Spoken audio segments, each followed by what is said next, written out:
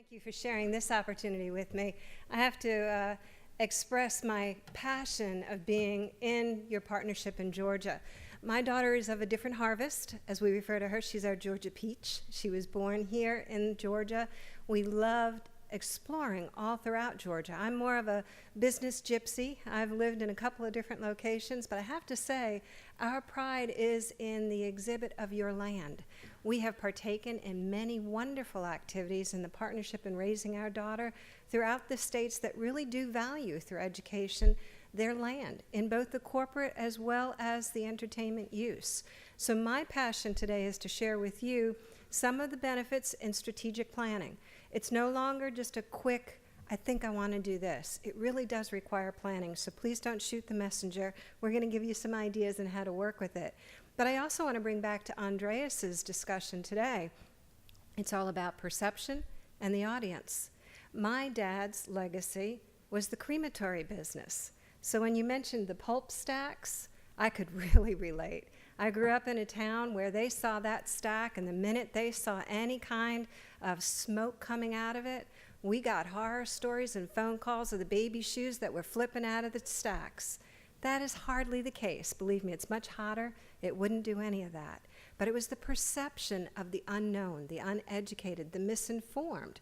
So if I can help you in any way today with some of your strategic planning to help us through your scholarships, congratulations, and through the awareness of both your partnership in the industry and the preservation of this beautiful land, it is my honor to do so.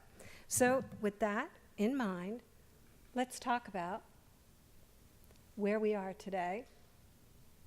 That's not a good start with a blank screen. Where's my buddy Matt?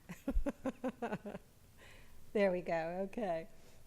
So what we're looking at is, what was the charitable concept? How could people aid you? And basically, this is the new dynamic, the era of the changing face of philanthropy. What was it years ago? Well, for many of us, it was simply, as we were walking through town, we saw that bucket out in front of that friendly location. It was a quick mind, thoughtless toss. I felt good. I had an immediate result. For many, it was some strategic planning. It was a life insurance beneficiary. It was a qualified plan or an IRA beneficiary. It was something we left in our legacy, in our will, or potentially our trust. But it was generally a simplified, one-time thought process. It was not an ongoing. Today's evolution is it's constant. It's not one time. Can any of you recall what our tax structure looked like maybe 10 years ago? For estate planning, for income tax? We've had a wide range of changes. It seems like the IRS has nothing better to do than keep us on our toes. You did that yesterday, that's not good enough. We have to do it differently tomorrow. So if we can keep that same emphasis, what we did yesterday in terms of our giving doesn't mean that it's no longer an opportunity. It's just simply that it's a little bit more challenging. And how can we make it a pleasure both to our family as well as to the means, the end result that we want to achieve throughout its generational transitions? We want to get acquainted with our audience. Many of our landholders have been seniors. Many of the new generation coming into the land ownership has a totally different perspective. Look at the generational proponents. We talk about Gen X, the 1964 to 1980, Gen Y, the millennials. I'm a boomer. Then there's the mature. Each one of those generations has a different legacy outlook, and also how they approached it. They also had a very different earning capacity in a different, unique world. As we'll discover here in these different generations, it's how they see us. It's how they touch us. It's the perception of what we do. Are they even aware of us? And how did they get that introduction? Today, 85% of the United States American households are charitable, but in very unique and different means. We also find that about 88% of that is the mature population. Our demographics of the 70s, 80s, 90s in age. Our boomer generation is only about 60%. You'll find that each one of the generations thereafter is declining. It's maybe about 50 to 49%. It's perception and how they manage and work with it differently. A lot of that has been an age of technology. You have a website. You mediate through your website. You introduce the concept of your industry, how it's been employed, what are the pros, the cons, Where is it growing and expanding? Through your website. Today, technology is probably the first way that those secondary generations, the X, the Y, the millennials, are going to touch you. They're going to work through Facebook and promote and tout you. They'll Twitter about anything that was a positive or a negative. Remember when I said when our smokestacks went up from the crematory, we got phone calls. That was the surrounding area. Today, it goes out on Twitter and it's covered the United States in less than a minute. You have to be comprehensive of what your awareness and how you're reaching that medium is in all of those generations. It can be a positive or it can be a very definite negative. We've also seen a societal change. Occupy Wall Street. The first thing that took place there was the injustice, the imbalance of earnings capabilities and potential. Folks started giving back. They started recognizing it may not be a just world. I may be enriched, you may not. How can I further advance the understandings and complements of how those work together? We also saw a change in the philosophy of many of our higher net worth families. It was not just I have, watch, and let me further it and put more into the United States or into the global economy. It was I need to give back. If you look at the Gates and the Buffett Foundation, the whole concept is my children are candidates for billions. How many billion do they need to have a comfortable life? Let's stop and think about it. I didn't even have a B in my definition. An M was a nice start. So a lot of these great high net worth entities and enterprises are actually saying the same thing. There needs to be a return to values. There needs to be a work ethic, a compromise or a complement back to community. They're giving back in multiples of different ways, formats, and dollars so that their children will still be enriched and benefiting, but not a handout. Not that they never experience life or any of the passion that's needed for those that are not experiencing the same life. We've also seen that some of the largest donations from 2012 forward have been from a demographic age 40 and below. Why do you think it's coming into that age factor? Screen before us was technology. Where's the money been? Your Googles, your internet wizards are now facing the same challenge of what do I do with all of this? Where can I give back? Charities have changed a lot in their demographics as well. Remember I said I was accustomed to during the holiday season, I'd walk through, I saw the bucket, I thought nothing of giving. During the year-end and holiday season, I'd write my check to my local charities. That's when I thought about it. Today, it's a constant evolution. I can go shopping. My daughter is a huge Tom Shoes fan. About 10 years ago, she really didn't know much about it. Now that she's an adult, she's thinking about how can she constantly help the community around her. If she buys a pair of shoes, there's another child somewhere in this nation or in this world that's going to be the recipient of a pair of shoes they may have never had the opportunity to wear or own. The tie company will give back to a uniform for an education format. Keep the children informed, keep the children aware, but give them the ability to be a participant, to blend in. So many of these foundations today can be done through the ease and convenience of our shopping, rather than I write a check or I do something further. So you can see where a lot of the focus of charity is changing. If I shop in the eyes of my daughter, I'm enriching the nation. It's a little bit different than when I thought about giving something at the end of the holiday season or throughout the year or through my tithe.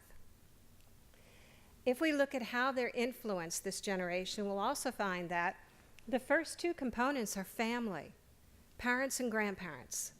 We've changed a lot over the decades on how we educate, enrich, and embody our children, the next generation, to be a part of your industry. If they're not hands-on, they probably aren't respectful or appreciative of what it is that you do to preserve the lands, to actually complement the lands with your development and the further use of your product.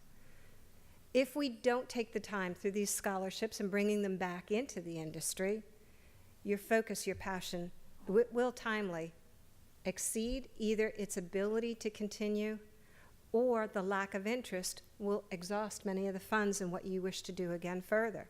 So the first part is it starts at home. Like my grandparents always said, charity starts where? At home, in the education, the understanding, the awareness, not necessarily in keeping it in my pocket, but let's make sure that the influence that we have as parents and grandparents, siblings, Folks in the industry, we can be stewards of what this great land has to offer and how they can better provide back to your foundation and education for its further enrichment. We also found that a lot of folks are going to, again, use your website for the understanding and knowledge and the convenience, because it's a lot like home shopping. How do I get involved and make a contribution? How do I do more? Let's come back to the different ways of giving. The most obvious, direct. I can send a check to any organization. I can give through Andreas today, and it's immediately enriching. Either with a restriction, I can say I want it simply to go to foundations or organizations that'll take care of the educational format, the youth format, the preservation of lands, conservancy. Where do I want it placed? Or I can say, it's a general allotment. Please put it in your general allocation. As your needs, your goals, and your objectives change, you now have the flexibility of those funds to place it wherever you want.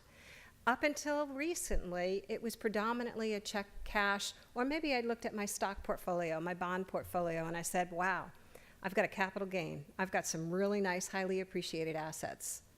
I can give those very easily, and it'll work to my enrichment and complement in my tax planning, and maybe even my estate planning. But last year, 2015, a little late in the year, the government was kind enough to finally give us an emphasis on a way that really speaks volumes to a lot of the boomer generation. Our individual retirement accounts, our IRA. Many folks did not like the idea of being mandated to take that required minimum distribution subject to income tax every year. They had enough income. They really didn't want to do it.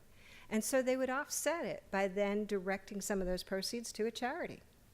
This time the government said, we're going to simplify it. Rather than you having to take from one pocket and do all of the income tax filings, the IRA, required minimum distribution, and income tax, and then funnel it through you to put it over to a charitable contribution, which was an IRS income tax deduction or offset, we're just going to make it a sweep. If you tell us it's going to go directly from your IRA to the charity, take you out. Don't be the middleman who's capturing that fund. Make it payable from the IRA to the Forestry Foundation. If you do it that way, there's nothing you need to do. You don't need to file an income tax. You don't need to file for the charitable deduction. Wonderful. Our clients said, that's great. I don't even have to think twice about it, except that they do. If the IRS, over my 35 years in the industry, gives us something, what's there always behind it? A hook. They're fishing for something more. Or they're looking to catch us on making a mistake. And for you as landowners, your greatest asset is potentially that land, that harvest, the benefit, the income, or the capital gain of that land. So if you were to jump to this and say, well, that's wonderful, we now have a lot more IRAs that can come into our foundation, you're correct. But it's a little short-sighted in that it's probably going to be very limited in the dollar amount. The IRS capped it at $100,000 a year. If I think of long-term capital gains have a very easy, simplified tax rate. I could be anywhere from 15 to 25%. Long-term could be as high as 25%. If I were to think about taking a very large asset, and I'm in a very large income threshold, that offset may not be my greatest compliment. It's a nice, easy stop, but it's kind of the IRS's home shopping. You don't have to give it much thought. Just direct the check from point A to point B. Don't you handle it in between, and we'll give you an immediacy of convenience for your charitable recognition as well as not having to take your income. So remember, when folks talk to you about the IRA, yes, it's a wonderful thing. It's usually based of cash or securities, capital gains securities, stocks, bonds, mutual funds, ETFs. It can give the holder of that IRA up to a 50% income, adjusted gross income reduction, meaning that they can take up to 50% of their adjusted gross income as a charitable contribution.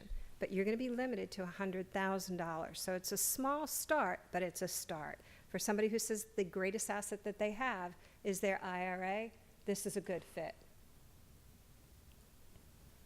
Let's talk about the other options. We can go from simplified and low dollar cost to magnified and legacy planning for centuries or generations to come. The first that we're going to talk about is a prefabricated account structure. I can go to a bank and open a checking or a deposit, just as I can go easily to an investment advisor and open a donor-advised fund. Everything is prefabricated for me. The structure, the legal document, or the trust has already been rendered by the organization providing that account. You don't need any legal assistance. The actual accounting is done by that same party who's rendered the opening of the account. I don't necessarily have to have a CPA to file tax returns for that entity. I do have to still retain my tax accounting for what's in my beneficial interest. But it's a very easy, less complicated, stress-free environment. You can also establish it funding with as little as $10,000. So the simplified.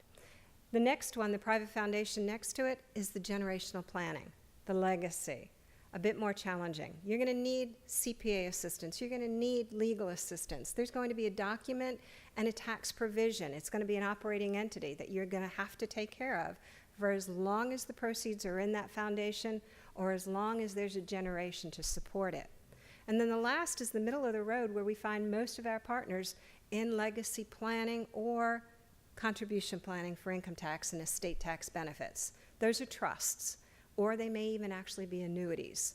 Some are prefabricated, some are fairly simple, but some can also get very designed and elementary in terms of what you want it to achieve. So let's take a deeper dive into each one.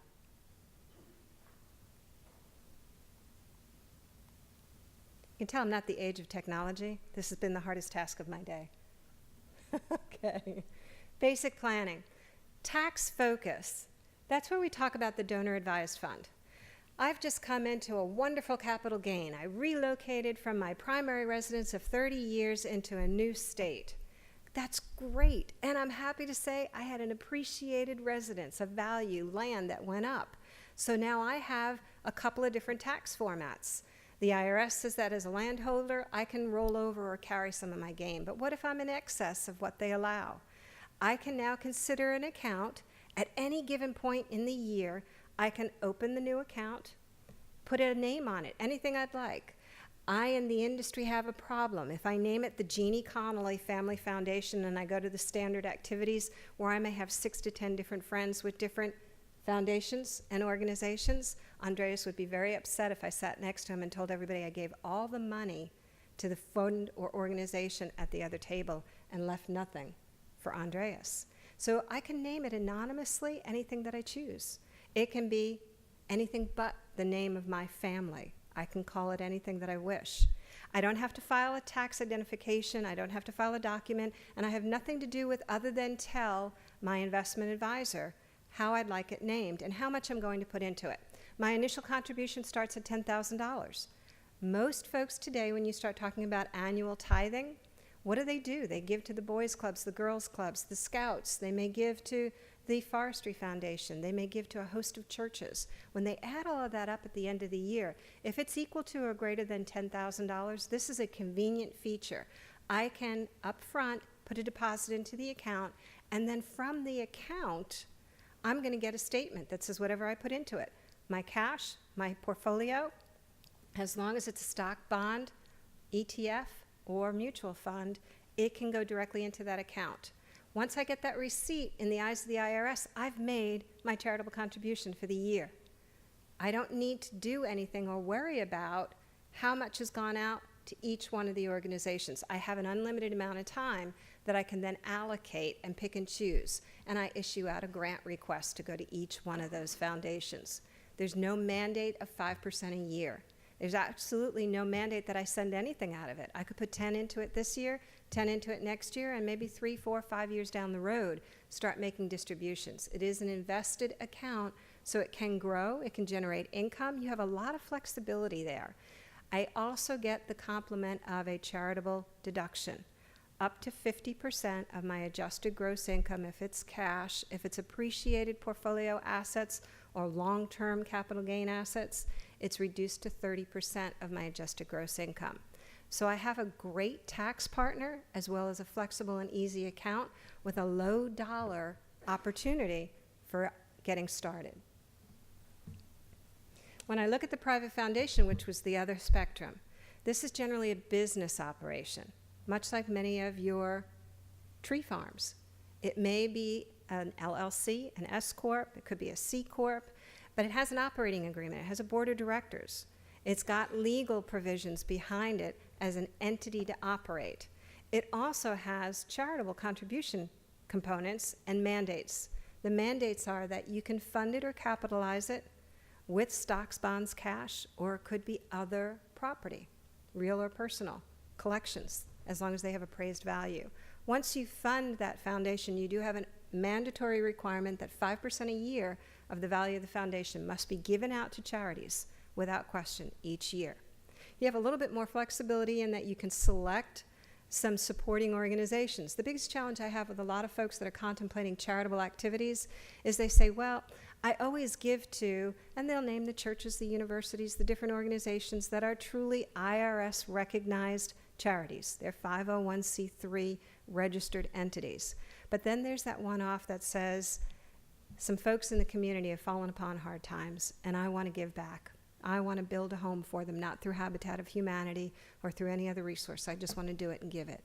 Those sometimes can be affiliated as supporting organizations. They are not necessarily IRS-approved charities. And so in our donor-advised fund, I could not do that.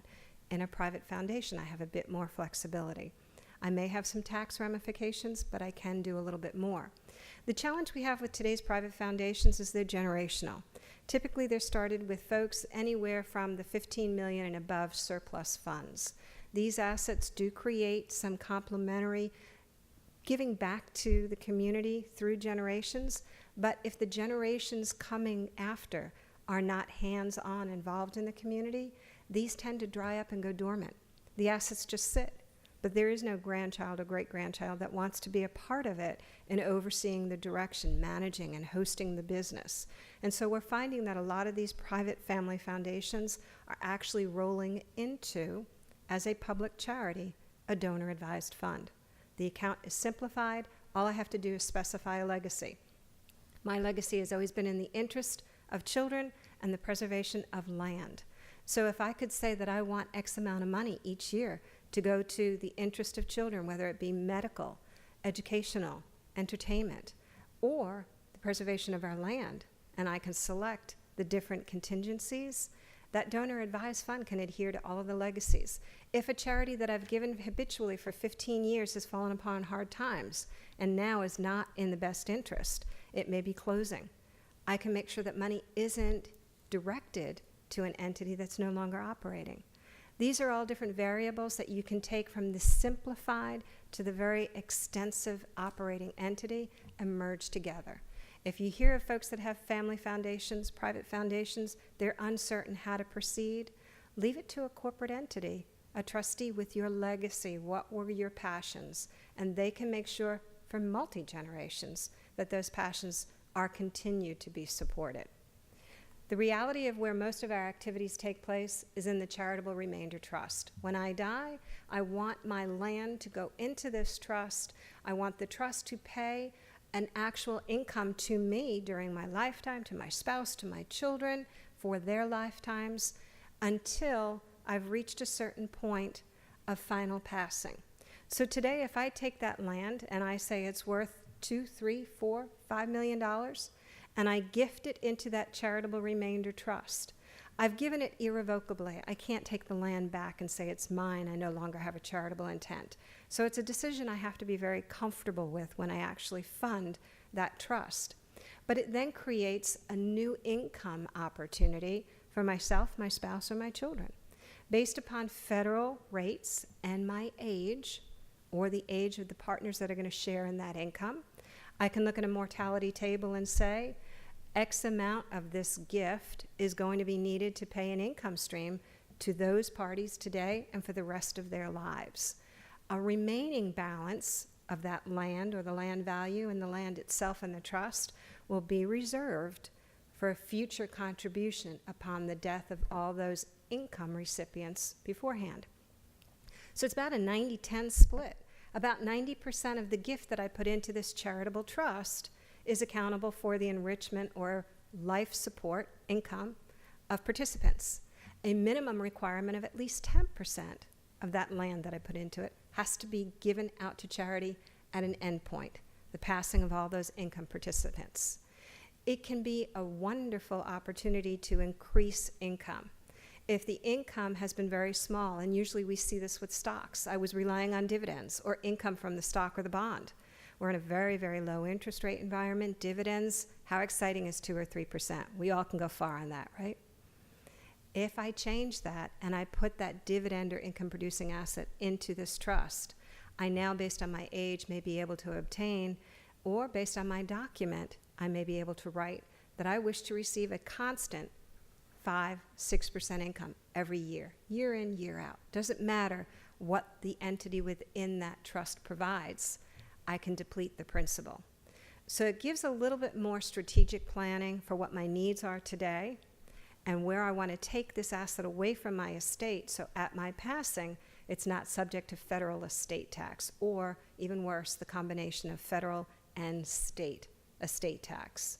Some of the key nuances here is what was the asset that went into the trust. If it was cash, 50% of my adjusted gross income I can take for an eligible contribution deduction. If there's more deduction than I have that I can write off in a year, the IRS gives us 5 additional years that I can keep pushing that forward to take the deduction. So in likelihood, a period of 6 years that I can take that deduction. But remember, to take a deduction, you have to be doing what? Filing taxes. So if this is a great big opportunity, but you only foresee 1 year that you can file taxes in, this is probably not in your best interest. CPA definitely should be embraced and part of your discussion. If it's your land and it's a long-term capital gain property, my deduction is not 50%. It may be limited 25 to 30% of your adjusted gross income, but you'll still get that 6-year time horizon to take the deduction in. So remember, if I'm participating in a non-stock, bond, or cash asset, land, collections, it may be a great idea, but how many years am I going to be filing taxes? Make sure you always concern yourself with where I can take the deduction. Don't forfeit a deduction. Stage this mechanical element of what you're going to put into this trust over a period of years. You can do multiple trusts. You don't have to do it all in one time if that will help keep your deduction. The charitable gift annuity is another option, a little bit more simplified. The trust, you need to have an attorney and a CPA work together with you to create the outlining document, meet the provisions of who you want to support with that trust, and then file the taxes. It's an irrevocable trust. It's like you and I. It has a Social Security or a tax ID number. It has to file every year. Charitable gift annuity is more for those of us at 65, 70, 75, and 80 years of age. It says the federal government has provided a mortality table that says your life is worth a certain interest rate. If I'm in my 60s, it may be worth 4% a year. My 70s, 5, my 80s, 7. If I'm 90, I can see a 9% income every year that I continue. But what's the table? The table says that I'm probably only going to live to see what? 100? 115 tops. So believe me, the actuaries with the IRS are not giving you anything. You're not going to outlive them. Usually they've got a good science on how long they think you're going to live to collect that 7, 8, or 9% income. But it's a way to utilize cash, securities, or bonds, mutual funds, things of that nature. It is not a way to fund your land.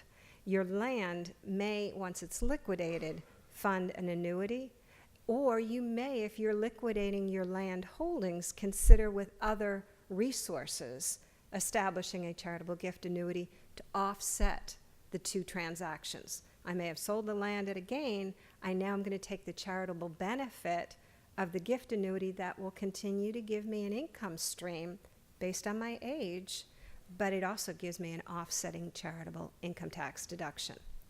So a lot of flexibility. The whole thing that we're going to see here is, what is everybody's need? The last thing we're going to talk about, we've been in a unique environment. Every year we keep saying this is the lowest historical year that we're going to see interest rates so low. And how long have we been saying that? Far too long. For those of us in business, it's a great thing, we hope. We want to keep our costs down.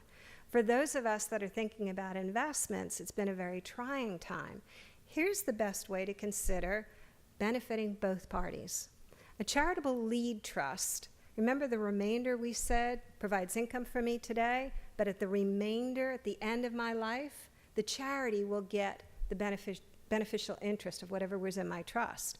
Just flip the thought process for a lead trust. I'm going to lead during my lifetime in giving the income to charity. So I could consider potentially putting my land, my business operation that generates an income. If I don't need that income source, I could be gifting out the income from that trust year over year to enrich my charities. At the end, when I pass, where does that asset go back to? My family. This struck home with my grandparents. They really did mean charity starts at home. They were happy taking care of charities during their lifetime, but they always wanted their assets to stay with the family. In the current low interest rate environment, there's a lot of wonderful ways folks with large assets can consider taking care of charities today, maximizing the reduction of their exposure to estate tax at their passing if they do not need the income from this entity or operation. The entity can be paying their charity today. The asset will come back to their children at the end of the term of the trust or at their passing, whichever comes first. These trusts usually run on average about 15 to 20 years. So again, you can put percentages of your business, which will give percentages of income during lifetime to the charity.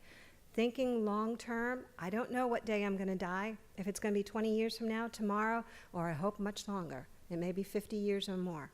This can be a nice strategic way that we can set up little pockets to hold elements of your business and take care of your charity as well. The whole nuance behind the strategic of charitable planning are basically tied around these questions. For you, for your family, for those that you're stewards to, and how to aid in supporting both your charitable goals as well as maximizing your allowable tax benefits, whether it be in the form of income today or in the form of estate reduction for less exposure to federal estate tax. Each one of you today in this room has a hefty little purse. $5,420,000 is yours, federally estate tax-free. Do you feel the burden of that? My pockets just went down quite a bit. The challenge is if you're married, you now have $11 million. How do you strategically plan when typically an asset such as a business is in the hands of usually one owner? We really need you to consider both your current tasks at hand, which may be your lifetime ownership, income tax, as well as operational possessions, and then your at death. Where do I want it to go? Who do I want it to embrace? How much do I want them to spend to have access to it? And who am I caring for or providing for? Typically in a marital situation, we plan for the maximum enrichment of our spouse during lifetime to exhaustion of any of the assets. If there's anything left for our children, so be it. But if we've had the enrichment, as so many have today, of a wonderful life where we've actually complemented many of our children with great resources during their life, we may want to skip a generation and think about planning for the grandchildren. All of these questions, when they're asked, are basically going to look to your legacy. What is of the most important element today? If I'm doing things correctly in your estate plan, if there's large assets and you are married, I'm talking to you about sharing the ownership, not so much for the day-to-day operation, but for the strategic attempt of, if I die, I don't have to drain everything that's allocated from my trust for the ongoing enrichment of my spouse. It's there, it's a complement, but my spouse now still has their own assets. How will they manage those assets? Think about it. If I've been the harvester, the forester, the land conservancy all these years, and my spouse has had absolutely no hands-on, or even better yet, my daughter has had absolutely no hands-on in the administration of this business, the last thing that we want to do is put that spouse or child in a position that they have an asset they completely mismanage, don't understand, or worst case, forfeit for lack of understanding and ability to maintain. These questions will derive whether or not I want them to maintain a family voice or if I need a corporate entity that can help manage it. For many of you that are contemplating land within your trust, I'm going to take a step into our partner Will's element of asset protection and estate planning. The best thing that you can consider for both of those generational considerations, asset protection. Today I drive home, I cause an accident, I maim or kill somebody. Every attorney is going to look to my assets. If I physically own assets in the name of Jeanne Connolly or joint with my spouse, 100% of those assets are exposed. My land gives you the opportunity of tenant by the entirety titling. If you're married, it assumes that for asset protection provisions, you each own a vested 50% share. So litigation lawsuits can only attach my 50% ownership. If I take the time to do estate and trust planning, many of us stop when they hear trust and they go, oh gosh, that's going to take a lot of time, really exciting information, cost me a lot of money. Just take a sigh. It's a contract. You're all in business, one way, shape, or form. You have an employment agreement or you have an ownership agreement. Your trust is a contract between you, your assets, and your family. You're the boss. But that veil of the trust, according to the laws, gives you the possession to mitigate whether or not it can be exposed to the liability. You've essentially said that I've relinquished all of these assets to my trust. I physically today own nothing in the name of Jeanne Connolly.